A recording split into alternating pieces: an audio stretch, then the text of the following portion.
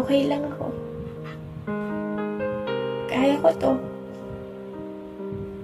Yan ang mga salitang aking binibitawan upang may kubli ang tunay kong nararamdaman.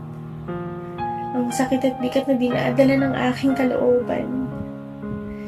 Sa tuwing ako'y nag-iisa, marami ang bumubulong sa aking tenga. Maraming idinidiktang hindi maganda, na lalo pang nagpapahirap sa aking nadarama.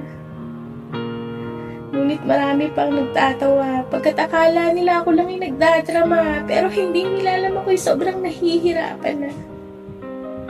Kaya't mas gugustuhin ko na lang na mapag-isa. Labanan ng mga bumubulong sa akin na hindi ko naman nakikita.